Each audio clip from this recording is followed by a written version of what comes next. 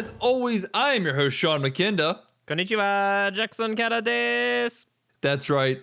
We're talking weeb shit, but not really weeb shit. We're actually just talking about a movie from Japan this week. Weebs don't like live action movies from Japan, so, in this case, stay away, weebs, for the love of God. Please leave something for the rest of us. I like Japanese horror movies. They're very weird. I still recommend Hausu if you haven't seen it yet. It's kind of like prototype Japanese Evil Dead in a lot of ways, which is great. So, speaking of this, why the fuck didn't we do Sadako versus Kayako? Why the fuck didn't we do that? Because I don't know what you just said. All right. I don't know if I've ever mentioned this before, but there's a movie called Sadako versus Kayako, and it is Alien versus Predator, but The Ring and The Grudge. Oh, those two! I know what you're talking about. So the premise of the movie, it's good memes. I've seen it before. The premise of the movie is that you have two anime detectives who see that, some girls have watched the tape from The Ring, and the only logical way to save them is to have them go in the Grudge house so that the curses will fight each other.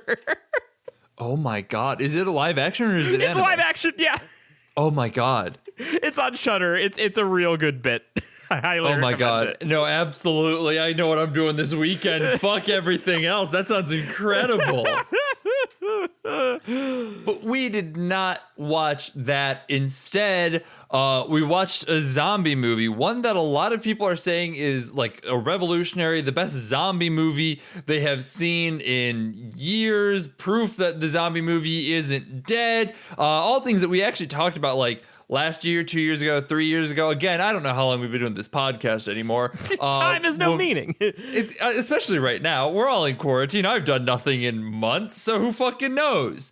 But when we watched Dawn of the Dead, we talked a lot about this, about how it just basically set off so many tropes. But people are saying that this One Cut of the Dead is the movie that changes their opinion on that. If you're unfamiliar with One Cut of the Dead, I mean, I've basically just told you what it is. It's a zombie movie. The kind of the hook to it is that it is a horror comedy in a lot of ways, but it's also shot in a single take, which is something that Jackson and I have talked a lot about. We really like long takes. We're pretentious film critics. We're a good sucker for a one shot as anyone else is. Yeah, but the question is, do we like it over the course of a movie? Well, I mean, it's definitely bold and brash. But if you followed up that statement with more like belongs in the trash, I don't think I could disagree with that either. It's not great in what it does, but it's incredibly interesting. It's a weird one. It's an oddball. There were things about it. I mean, bold and brash, memes aside, probably is the way I would best describe this. In some ways, like, because this movie had like a micro budget. It was like, 3 million yen, the equivalent of like 25K. That's nothing. That's like what the fucking Fanatic made in its box office run. It's more, probably more than that. But like, What a reference point! But what's interesting with that is that, like, when you know that, I think it's good to know that, because I happened to just see that while I was like just Googling the movie to get like look for it on Amazon, basically. Like, in some ways, the movie is very, very impressive on that kind of like literal micro budget. But then in other ways, it's very clearly Japanese Velocipaster. In more ways than one, honestly. Yeah. We'll talk a lot about that in spoilers, admittedly, but we'll save that for spoilers. But no, I mean, Japanese Velocipaster is a pretty decent way to describe One Cut of the Dead, because it is a very big, like, micro budget is the descriptor for this movie. The audio is incredibly echoey. It is clearly like done in a very basic kind of cheap and average is how I would describe it. So in that regard, I don't know that it was necessarily great. But again, there's just so much weird, interesting, neat stuff that they do while filming it. Like the fact that it is a single cut is impressive of its own right. I mean, it is a no small feat to go beyond 5 minutes, let alone a full movie in just a singular take. Like that is fucking incredible. Everyone has to have like their lines down pat, their locations, everything has to run off without a hitch. And I mean, it seems like they managed to pull it off. While I was watching this, I was, looking for areas where they might have had to cut. And there's one point where I'm like, okay, I think they might have managed a cut here, but I don't know for sure. And I mean, looking back on it, I don't know even though there was a cut there. I mean, like they do a little bit of behind the scenes stuff in over the credits. And like even there, I'm like, I don't know whether this was an actual cut. I don't think it was. I think they just rolled with it, which was utterly stunning in that regard. They do a lot in suspense, very much kind of borrowing from the ethos of, what you don't see is scarier than the things that you see, which plays along really well with the whole identity of the movie. Because, when you only have a single take, doing really gross, graphic, horrifying stuff is incredibly hard to do. And so focusing on other things for like prolonged shots, like there's a shot where they're focusing on one of the characters as she is just screaming while you just hear horrible sounds coming from behind the camera, is really unnerving in its own right. It just the imagination on where it goes is so much more grisly than what it ends up being, honestly. And so like there's stuff like that is just absolutely incredible. It's a movie that clearly has a lot to say about auteurs, which is something that was my favorite part of the story. Yeah, no, I mean the fact that we've been talking about auteurs literally like for the past year, it really kind of comes to a head with this movie, honestly, like completely unintentionally. But it just like delivers here basically what we've been saying all year. Like there's some parallels to The Shining and how, Kubrick tortured Shelley Duvall. There's just some genuinely funny moments throughout it as well, just mostly through, timing and the pacing, really, that are just great, laugh out loud, funny, ha ha ha. Hate that I said that, but it was what came out of my mouth. My man's an IGN review now. We peaked. We're past the hill. No. But yeah, I mean, I think I did still really like it from a very unique perspective, and honestly, despite the fact that I'm kind of lukewarm or coming off as lukewarm on it, I mean, I would still probably recommend this to everyone just because I think it's a fascinating movie. And like, I also don't think it's that scary in a lot of ways. I found parts of it to be more funny than scary in general. And so like, yeah, I mean, I would recommend this to pretty much everyone. Yeah. It's not like I don't think there are too many people who would get too perturbed, except for maybe by the director's screaming. But even then, like he's so deliciously hammy. Oh my god.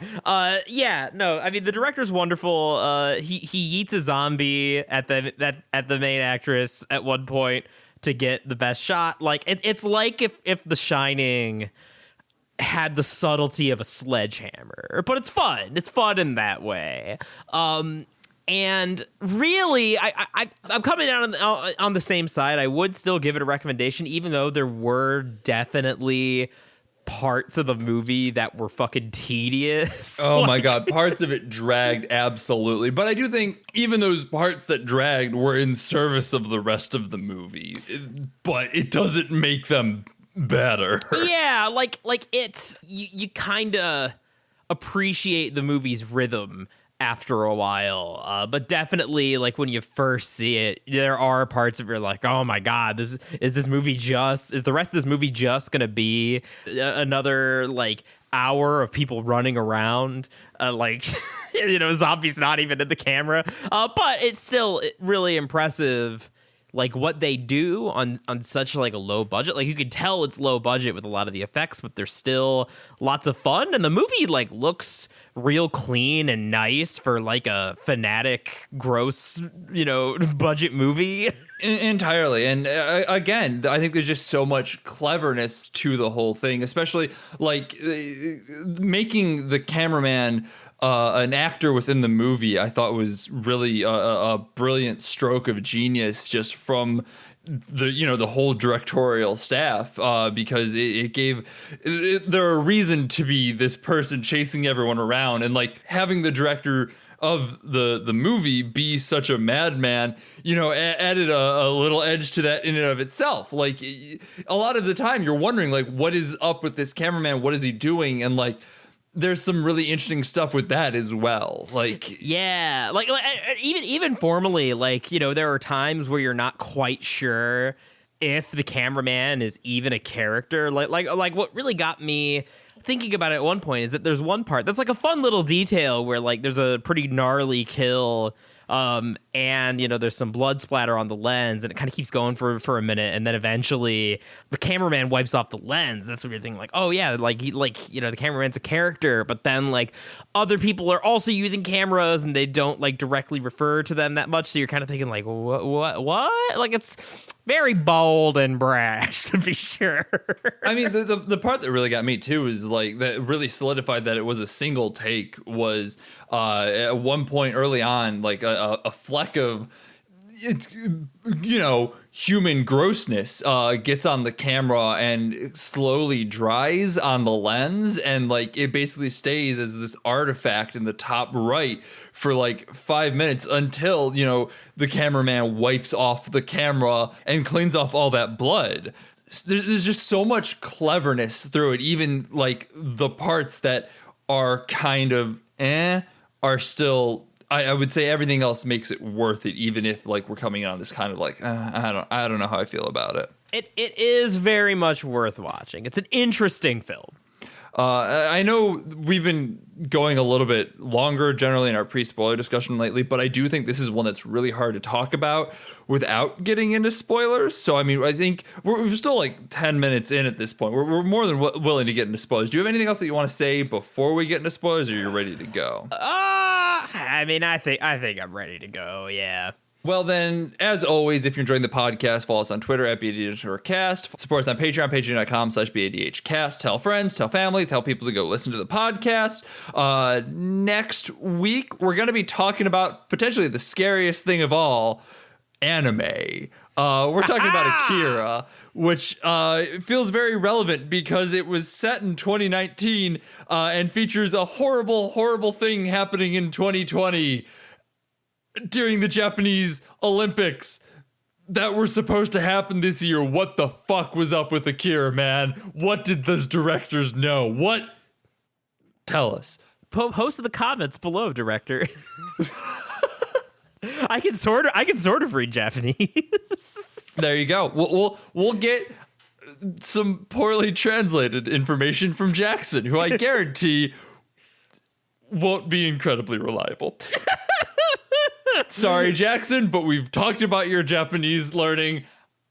I don't fully trust you yet.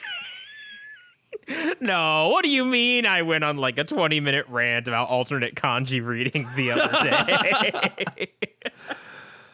Well, let's do this. And I cannot stress this one enough. I don't normally come back and say this, but if you have not watched One Cut of the Dead, please, before you listen to the spoilers, go watch One Cut of the Dead, because, oh baby, we're going to talk about some stuff here. It's very much worth your time, and you should come back after you've watched it.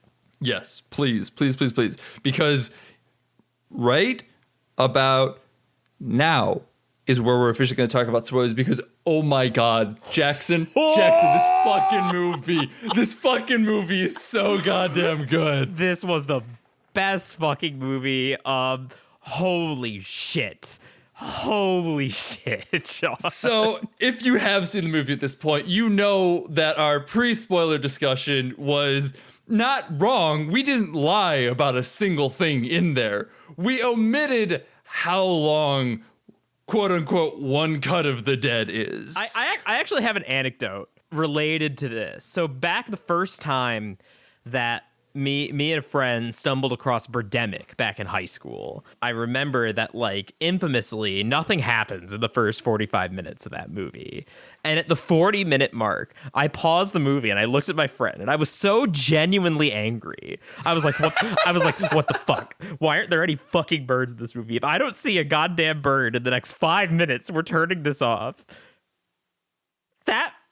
Then I got my birds, and whereas Birdemic turns into a schlocky, monster movie, CGI bird attack movie, a similar thing happens with One Cut of the Dead, where after the first 30 minutes, I'm like, this is just like people running around and screaming. Something better happens soon.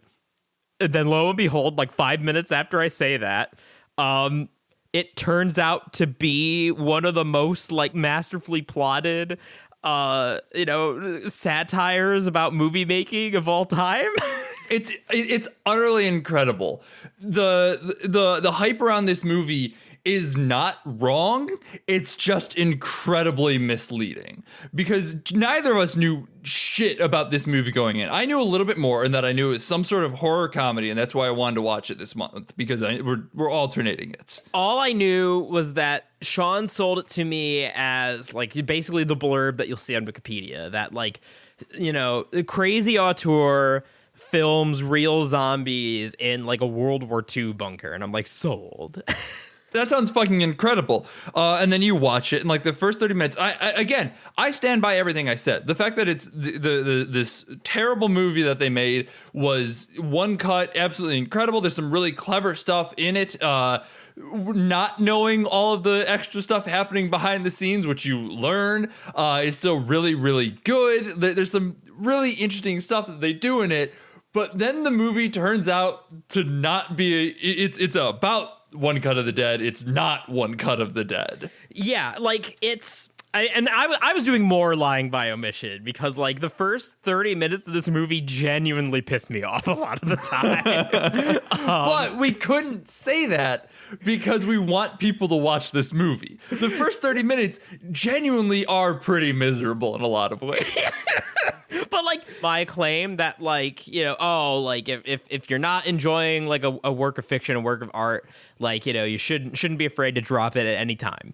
This is the strongest evidence against that, because if I had dropped it, I would have missed out on, like, one of the most fun movies I've seen in recent memory. So, like, let's be entirely clear here. Sean, what exactly is the twist? Just in case, just to clarify what we're talking about. So after you get through the first 30 minutes of One Cut of the Dead and credits roll, you're kind of left going, like, what the fuck is going to happen? And then the movie goes 1 month ago. And I assume Jackson had a very similar reaction. I did not ask him. You go, oh no, I don't want to know what happened a month ago. And you get crestfallen at that moment. And then you cut back to a month ago, and it's a director shooting a commercial. The director from the movie shooting a commercial. And you're like, wait, what the fuck is happening here? And it slowly unravels that the rest of the movie is, in fact, about the production of the movie One Cut of the Dead for the Zombie Channel, which Sam found to be the funniest goddamn thing. No, I love that clueless producer lady, that, like, because it's not just about the production of this shitty zombie movie. It's that it is a special live stream, like, live broadcast film, all shot in one take. It's an incredible feat, something that genuinely is nigh impossible. Yeah. And, like, so, very clear 3-act structure. And, like, when I say bold and brash, like, a lesser movie that didn't commit to the bit, like, would have gotten cold feet about making you sit through this, like, amateur hour, like, zombie movie for the first 30 minutes and, like, maybe done, like, the first 15 and then cut to, like, or showed, like, a highlight reel or left out some stuff. you watch the whole thing. All of it, start to finish. And that's the first part of the movie. And then the second part is about like pre-production. And then, we get kind of the repeat of the chorus as we like go through the original movie with new context. And there is just like, it's just so fun of a concept, but there is also some like genuine character and some genuine like family moments that never become too overbearing. Like genuinely emotional at places, like just very subtly. Like your overarching emotion through the third act is almost undoubtedly unbridled joy. Like just fucking loving it. You have the biggest, stupidest fucking smile on your face, and I'm confident saying that for both of us. Yeah, no, entirely, absolutely. But then there are still moments that hit you, and you're like, big stupid smile, but also a little bit of tears, and like it's just, oh, fuck me. What an absolutely incredible movie. Stellar, 100%. I know that we're well past the point where I recommend it, but like, fuck me, I'm mostly just reeling how good it is. It's so fucking good. And one thing especially, like, before we talk about some of like the great bits, like one thing that I want to point out is that like I wasn't shitting you with the budget. It is like $25K, which like if you know anything about movies, that is like $100K is an incredibly small budget. Like that's $25K is nothing. Like that $25K was a lot in like 1920s. Yeah.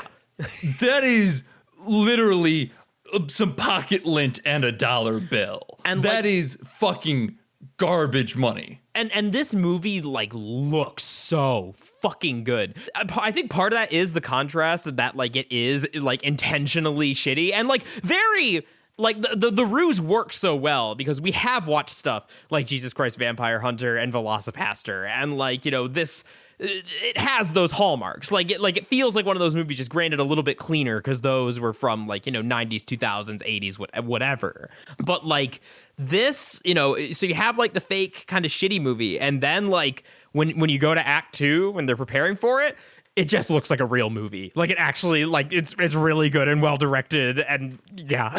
Yeah, I mean, legitimately, the whole thing is brilliant, and retroactively, I did not lie a single time about the actual One Cut of the Dead, the movie that's within this movie. I did not lie about it once. Everything I said genuinely stand by, and a good chunk of that is because everything that happens after retcons and rearranges how you feel about the opening 30 minutes, and it's so brilliant for that. Like Jackson is entirely right. You have to sit through a shitty fucking 30-minute one cut movie in order to actually enjoy the rest of the movie.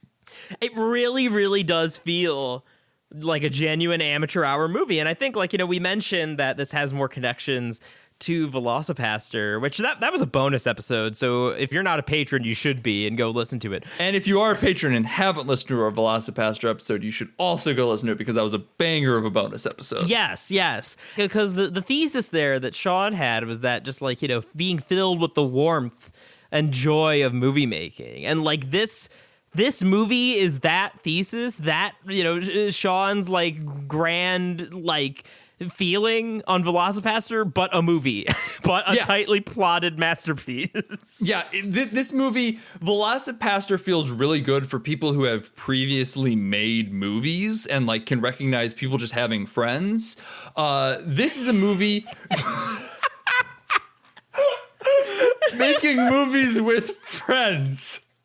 I realized what I said as soon as Jackson started laughing. It took me a minute, honestly. I'm like, wait, what? One Cut of the Dead is a movie that gets that feeling across in a way that is accessible to literally everyone who has any appreciation for movies in any way, shape, or form. It is so much better at getting what it wants to across. Like, I still love VelociPastor. I have a soft spot in my heart, and I always will, for VelociPastor because it resonates with me in that way. But like this movie, way easier to recommend than VelociPastor. Oh yeah, and like and in general, like the nice thing about this movie is that, like, so the problem, we've talked a lot about how easily susceptible we both are to an extent, but I feel like, especially me, how, like, easily susceptible we are to, like, movies about art or about making art. And there's some truth to that. Like, that's definitely, like, a weak point of mine. We like to see ourselves in movies, and movies are about artists, and we feel like we're artists. But, like, that can go too far, right? So, like, then you have something like Lady in the Water, where, like, M. Night Shyamalan is the main character, and his writing saves the world, and he, like, feeds his critics to a monster and stuff like that. It's like, really, dude, like, come the fuck on now. Well, hey, or you could just be Uwe Boll, who gets his critics and fights them in a boxing ring. At least Uwe Boll actually did that. That is true. Oh, no, I know. I just want to talk about Uwe Boll for a second. I won't lie. That was just a reason to segue to talk about Uwe Boll fighting people, because, listen, I could talk about Uwe Boll fighting people a lot, and I have. So, like, there's the danger of, like, if you're gonna jerk off about art, like, know the right amount. But I think the thing about this too is that, like, the key, the secret, like, dash of nutmeg to make the artist nutmeg, because you're jerking off and it's got nut in it. I didn't even do that on purpose. This podcast is very smart. Yeah. Big brain boys. We should rename our podcast that. But the secret sauce to make that work. Oh, the secret sauce. Now I can't stop. Jeff, back out of it. Back out of it. So, or should I say, I'm not going to do that. Never mind. The key to making all this work is having, like, some related strands and related themes that aren't just like, aren't artists engaging. Pull out. I was going to say pull out. Aren't artists engaging in a noble struggle? And, and you can tell this was a good movie because we're just having fun with this episode. Just as an aside, like, when we get off a movie that we're just, like, riding that high, we come into the chat and we're just, like, goofing and riffing, like, having a good time talking about it. That's a good movie. Just to make that entirely clear. Yeah. This ain't no Justice League. We're coming and we're like, Superman was a thing. Oh, man, where we coined the term form follows function for our podcast because that episode was a mess. So, even if you're not some sort of, like, critic or artist, or, you haven't, like, spend a lot of time, like, making amateur, like, movie productions, like, there's still that chaos of being asked to, like, do something that's impossible. Like you're with a bunch of, like, dumb fucks that you hate in your high school class, and you're, like, part of a group project, and, like, everything's going wrong. Like, there's a lot of core, like, relatability there that, like, your average person can identify with. And that's part of what makes the movie so great, is that, like, the actual director character, like, not the one in One Cut of the Dead, but the one who's directing One Cut of the Dead, that character isn't, like, a artiste. He, like, the whole point is that he is quick and efficient. It's an average filmmaker. He does his job. He films commercials. He's got a family. He gets his paycheck, and, like, that puts him at odds with his daughter, who also, like, wants to be a director, and, like, is disappointed that her father is not living up to his potential, and sort of just going along with the flow, and how eventually, like, she kind of regains her respect for him, and, like, that stuff all works really well because you have that more relatable element of just every person being asked to do the impossible by cold, unfeeling, like, higher ups, and then you have that family element, and that family element is played just enough. Like, they do a lot out of a little, but just, like, photographs of them that, like, say a lot about their prior relationship without a bunch of exposition that takes away from, like, the quick snappy pace of it all, or the daughter dodging out of the house was just, like, really quick. You immediately got what was going on, like, just small bits like that. The movie's brutally efficient, not just in, like, how it arranges, like, the house of cards and then knocks it over. It's efficient in that like visual storytelling way, you know, arguably the more important way of like conveying information, setups and payoffs, and, you know, establishing character to make things feel real, even though it is like a short, goofy little movie. And it's great. It's fucking great. No, I mean, that's what it's going to keep coming back to. This movie's fucking great. And I want to go back and talk about like One Cut of the Dead, the film within the film for a second. And like, I genuinely think part of the reason that it works so well is because even this goofy ass, weird little pseudo movie has themes. Yeah. And they are ham-fisted and schlocky and over the top, but they're there. Like the idea that the director is this auteur who's like torturing essentially Shelley Duvall by throwing zombies on her and pushing her and pushing her and pushing her is just so resonant to this podcast, especially just because we talk about this all the time, but like actually makes it feel like it's a schlocky $25,000 movie, because this is things that people do in these schlocky $25,000 movies. Like they still want to like make a point. Jesus Christ, Vampire Hunter was, you know, surprisingly inclusive in every way, shape, and form, and I love it for that. Velocipaster is amongst the more themeless, but even that, like, you can feel the themes underlying it, like things that used to be there but kind of fell off, is in like the Catholic Church, which is like confirmed in interviews with the director. So like even shitty bad movies have themes, and it would be so easy for this movie to just be like, nah, get rid of them, pretend they're not there, this is not the important part of the film. But because they're there, it really helps underscore and make you feel like you're watching what the actual movie is going to be before it rips the rug out from under you. You know, that's actually a really good point, and like I don't have that much to add except just to reiterate and emphasize that, like, kind of speaking from personal experience here, like this isn't a project that I ever released, but like making something like kind of a work within a work, like making a fake piece of art for your real piece of art and having it be convincing is super fucking hard. It's super fucking hard.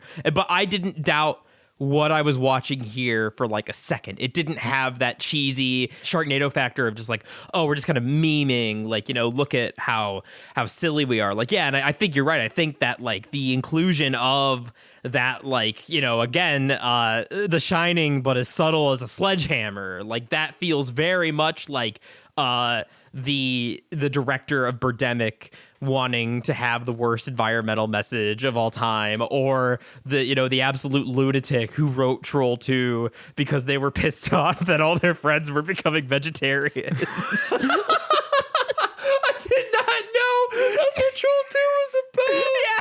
I haven't watched Troll 2 in so long. I say again, I was an idiot in college. Like, fucking stupid, dumb as dirt when it comes to thematic understanding. I need to rewatch Troll 2 now because I am a vegetarian now. And I very much wonder how I feel about that movie.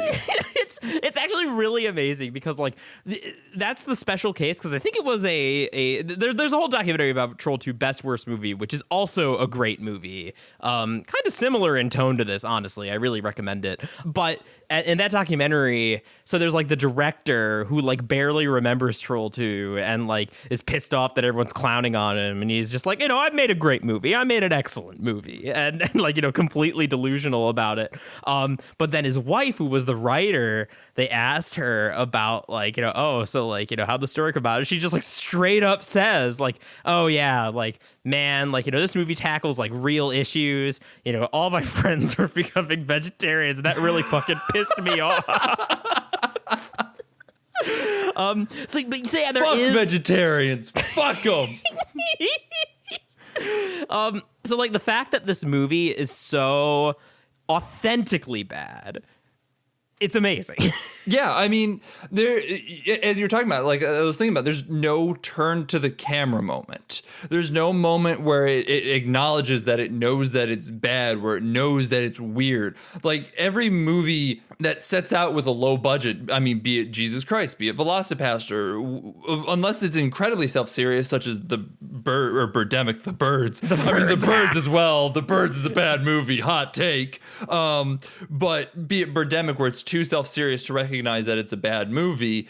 Like there's a moment where like, yeah, we know this is fucking goofy, but we're gonna have a good time with it. We're still gonna get our themes out. The difference there is that there's still heart to it. When you're setting out to just be like, we're making a bad movie to make a bad movie for the sake of something greater, there's always that moment where we're like, but listen, don't worry about it. We know what we're doing is bad, because you don't want people turning off the movie 10 minutes in and be like, this movie fucking sucks, this director's trash.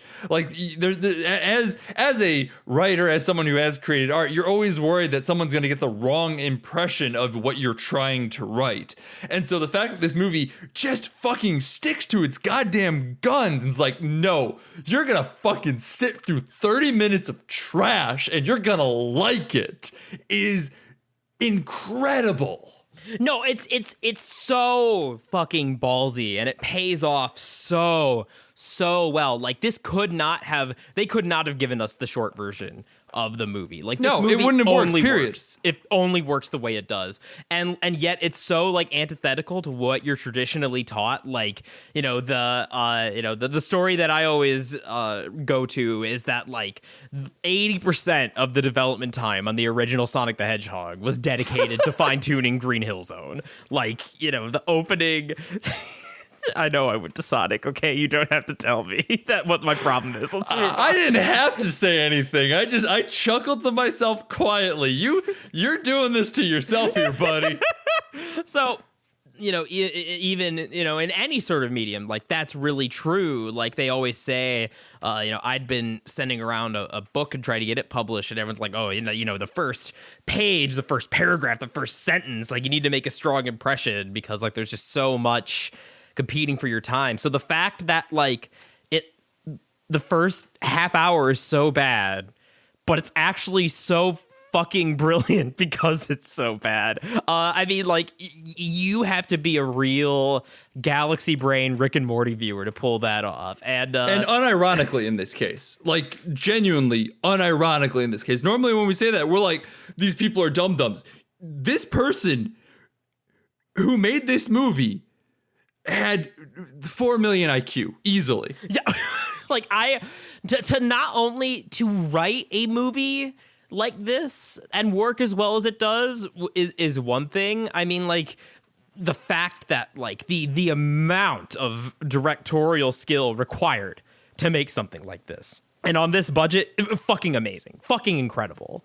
Yeah, no, entirely, absolutely entirely. And as we said, it's even got like some kind of heartfelt themes going throughout it, and like it's almost a takedown of actors and actresses and like everyone on the set as it goes on. I mean, it parrots in the opening beginnings auteurs and overbearing directors, and it kind of gets into shitty actors and shitty people who work on movies and producers and all of it. It goes through everyone, and not like in a particularly mean way, just like, hey, movies, making them kind of fucking suck. It's chaos. People don't show up. People sometimes show up that you don't need. Sometimes people show up that you don't fucking want. But everyone who's there is important and integral to making the movie, even if they are the worst fucking person to be on the set at that moment and have in fact threatened to break actors' arms in the past. I want to come back to that particular character, but just while I'm thinking about it, it is genuinely like, not only does the movie within a movie have themes, like those themes, it's not just like a plot thing. The themes within the movie get played with and subverted and twisted like as the movie goes on, like as you see how those scenes were filmed. So like when you realize that the director, like, the movie opens with the director screaming at the actress.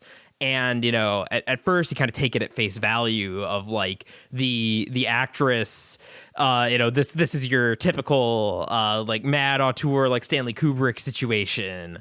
But like then when you realize that that's the director, like airing the grievances with all his actors who have been kind of shitty to him throughout the process, the fact that like they actually like turned that around and made it like thematically coherent and like complete is astounding. And like then they go with it even further, the way that like the director kind of becomes the mask a little bit, and that like people like some gnarly fucking shit happens during the production of this shitty little movie. Like people, the drunk actor like vomits on people and they're not expecting it. Like he does. Oh my God, that was incredible. He forces a man to poop in the bush so he can get the shot. Like he really does kind of become like the character a little bit. And like, so that element in the fake movie is still there. It's great.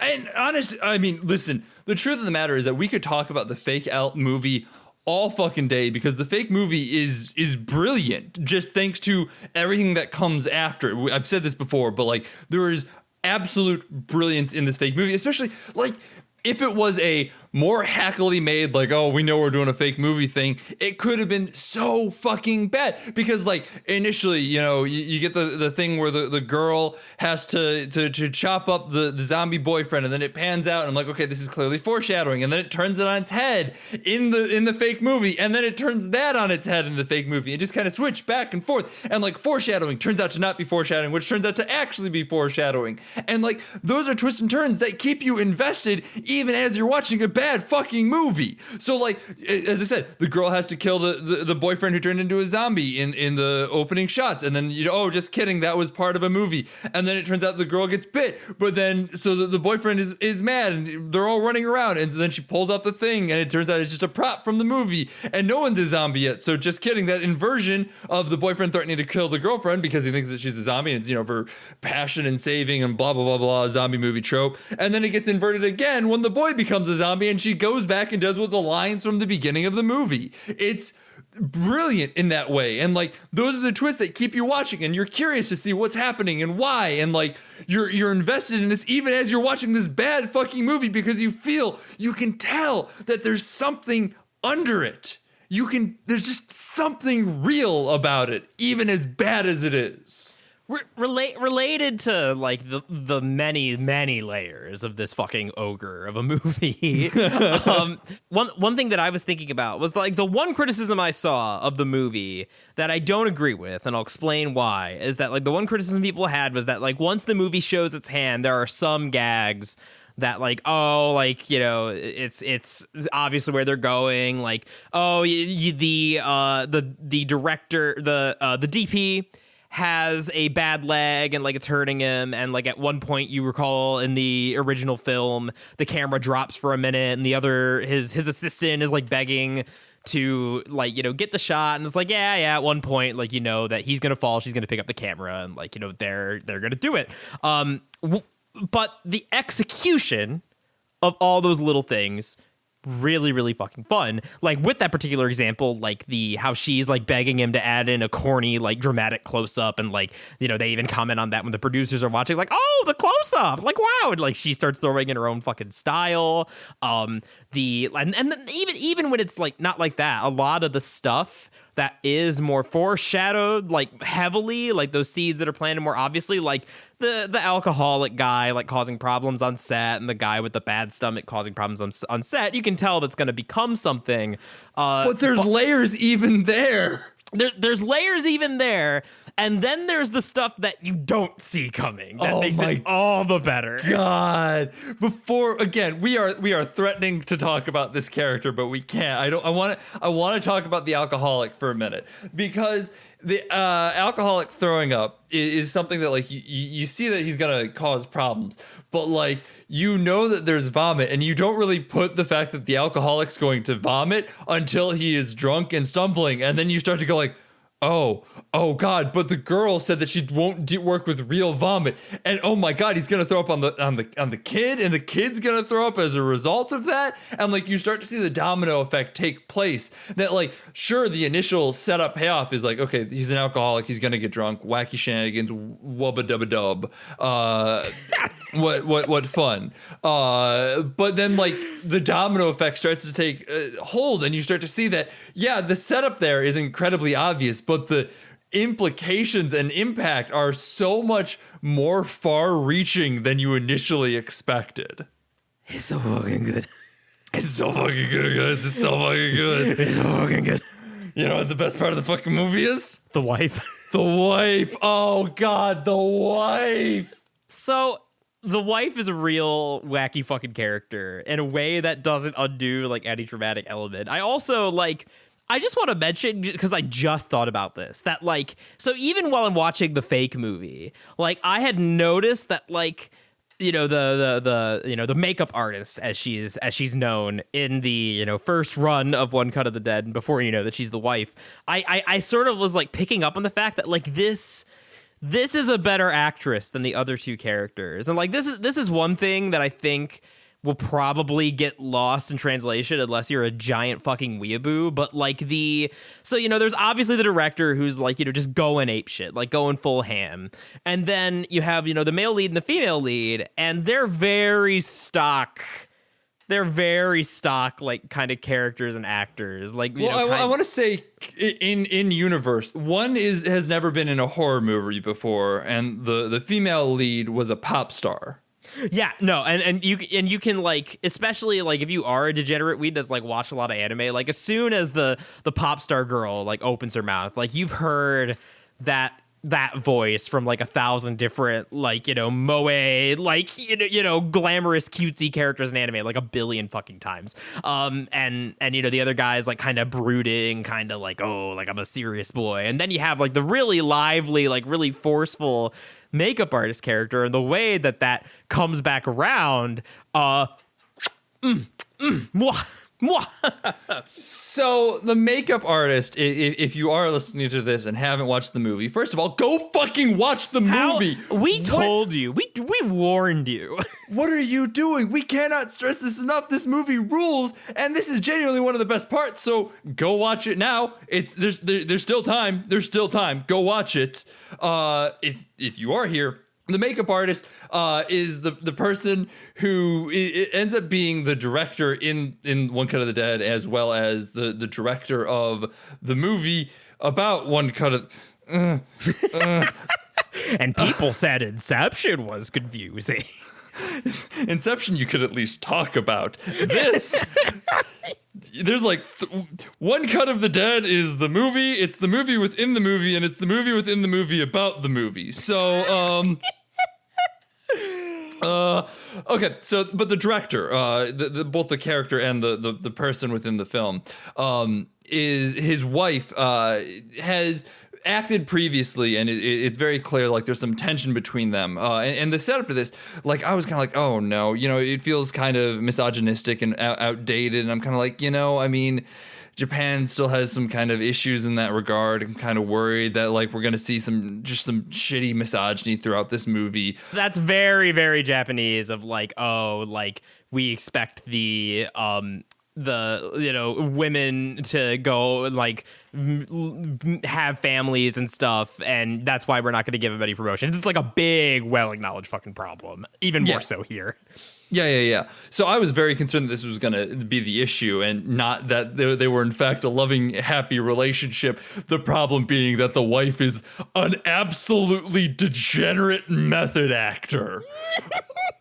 Who has broken her co-actor's arm, so invested in roles does she get.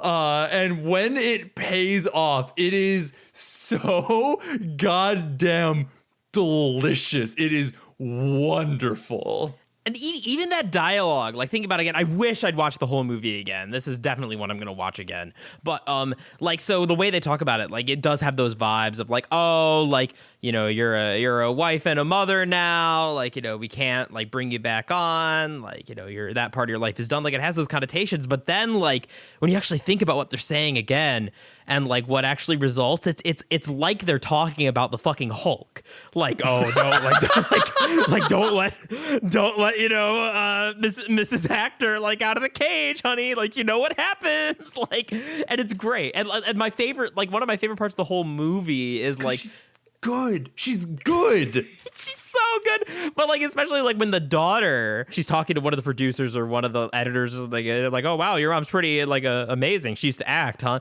It's like, oh yeah, like she's the best. Like she gets so into roles. Like she wouldn't ever leave character under any circumstances. And one time, like she got so fucking pissed off because she was pissed off at character that she broke another actor's arm, and that's why she had to stop. And she kind of trails off. And she's just like, oh. I get it now. Oh no. Oh my god! And the fact that I was talking about in the pre-discussion where it's focused on the female lead and she's just screaming, and they're like, "You just keep screaming," and you hear just a bunch of weird, gross noises behind them. Understanding what was happening, which was they had like 6 people trying to pull the mother off the male lead. Because she was coming after them so enrolled that they had to knock her unconscious in order for that to stop. Was so good. It's an incredible testament to this movie that one of the funniest parts of the movie is a husband choking out his wife. Like, that should not be funny, but you know, the way that it's played, so fucking brilliant, so well set up. Especially because it's so clear that this is a loving, happy relationship. Yeah, like as soon as you understand that, like, he is not keeping his wife down as much as he's like, you are dangerous in roles. It's far more just like honey, I love you. I'm sorry. You're kind of being the Hulk right now. I need Bruce Banner. I need you to not be here. It really, really straddles that line really well of being like, you know, slapstick, like absurd, like over the top, but not so much so that it like ruins the believability of the characters. Like, I feel like in general, a lot of the characters are like that. They're a little heightened, you know, there's exaggerations. They are caricatured a bit, but not so much that you are not invested in them. And like that, I think that's the really good balance of like making a comedy that also has like themes and like, you know, warm feelings.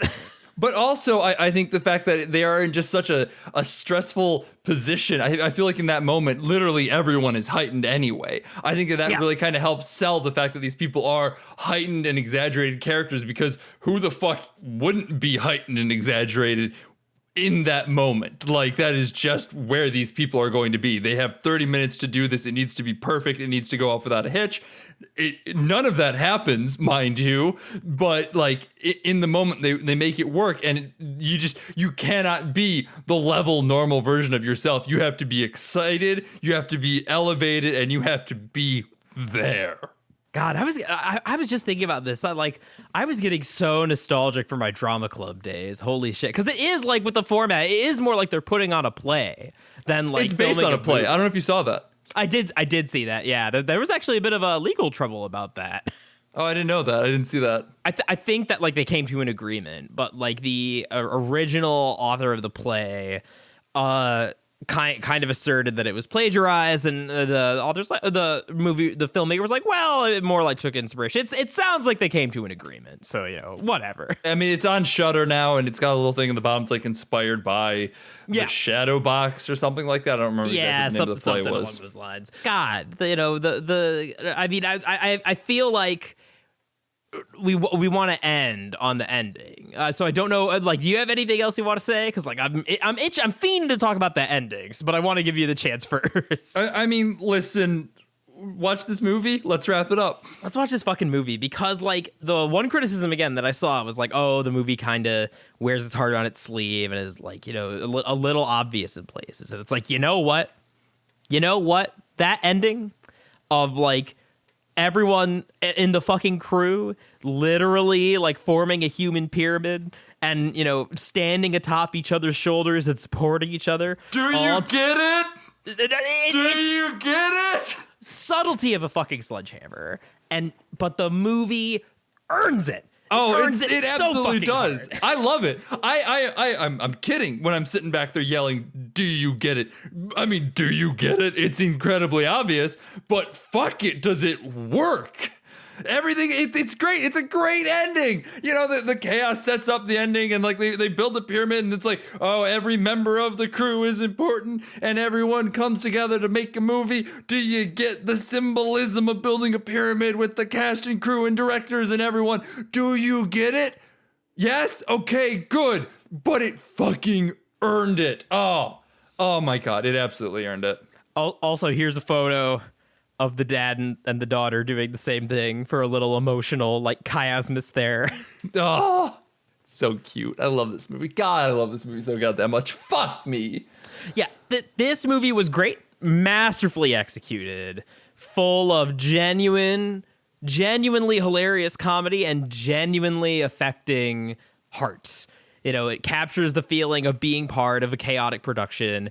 It, has a little, family story about, how the ways that, like, we look up to our parents and how they disappoint us and how they redeem themselves and, how our relationships with them grow. Passing torches to next generations of filmmakers, all that stuff. About, like, just the, being involved in creation, not because you're like necessarily like M. Night Shyamalan saving the world with his movies, but just because there's the joy of creating it, even if you are just Mr. Average, get it done quick and cheap. Yep, this was not the movie I was expecting to watch when I sat down and watched it, but god damn it, it was the movie I wanted. Oh my god. Oh my fucking god. Yeah, this blew me the fuck away. Holy shit. I've been Sean McKinda. You can find me on Twitter at Sean_McKinda, where I gushed about this movie ahead of the podcast recording because I loved it so much I could not keep it in. I'm like, I have to tweet right now that this movie was probably the best movie I've seen all year. And I've been Jackson Keller. You can find me in my aunt's house playing Yoshi Story. Great. Fight. I don't know what I was supposed to say to that, so I just said great and then like pretended that I could segue away from it, and I couldn't just segue away from it. Listen, I've become, speaking of artists, I've become Bill Watterson. I'm like the reclusive artist now. You only see me through my masterful appearances on Beating a Dead Horse. Otherwise, I'm completely inaccessible. Unless I saw. This is not going to actually answer what you set up for, but I have to talk about this because you are the only person who will appreciate it, and I guarantee someone in our listeners will as well. So fuck it, I need to talk about it. All right. I saw a bumper sticker of Calvin pissing on the word liberals, and I'm just like, you so clearly misunderstood Calvin and Hobbes in every way, shape, and form. I doubt that guy had even read it, because there is a significant like subset of the population who only knows Calvin. Tragic. This is so fucking tragic, given Bill Watterson's whole philosophy. You know what? Respect the hell out of it. So tragic. So fucking tragic that like it to a lot of people, Calvin is just the kid who pees on things, and all because of like some unlicensed bootleg merch. Yeah, it was. I looked at it. I'm just like, this dude has no fucking idea what the fuck he has on his car. This is so upsetting. To answer your question, unless you want to reach Jackson, you can tweet at the podcast at BADH_cast. We mostly tweet about updates and things going on at that location. If you want to get in contact with us more directly, the best place to do so is on our Discord. You get access to our Discord. So go over to patreon.com/BADHcast. At only $1 a month gets you access to our Discord, so you can come and yell at us directly for our take, I guess, on Bill Watterson, which, let's be real here, is the correct take. Fuck everybody else. $5 a month gets you access to all of that, as well as our backlog of bonus episodes, which we talked about a couple of them this episode. So please, if those interest you, go listen to them. They're all really, really great and really interesting. And $10 a month gets you access to our backlog of bonus episodes, our Discord, as well as the ability to request bonus episodes. If you got something you want us to talk about, that's the place to do it. It also gets a little something something. Thank you so much, Julia, Travis, Pat, Mom, and a very special thank you to my Aunt Summer this week. I have one last meme before I go, and it's that this morning my aunt walks up to me and she's like, "Hey, did you rent a movie on my Amazon account?" Because I've been staying with her for a bit. I'm like, "Oh yeah, shit, sorry." And she was like, okay, that's fine, I don't care. But for a minute there, I thought maybe my account had been hacked, but then I saw that all the words were in Japanese, so I'm like, oh, it was Jackson. So thank you very much, Aunt Summer. I'm sorry I spent $3 to rent this on Amazon. I can Venmo you if you need to.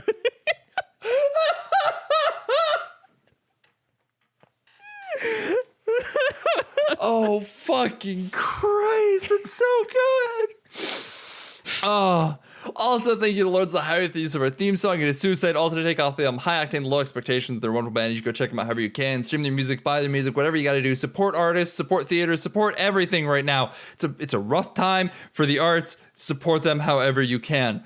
Also, thanks to my viewerslatersite.com. There's a little button up in the corner that you can click on.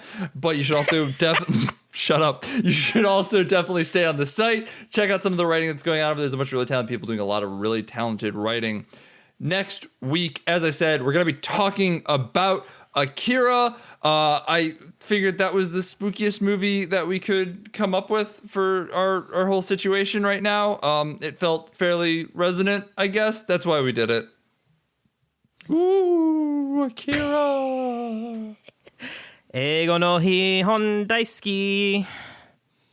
I'm going to read the subtitles. Bye.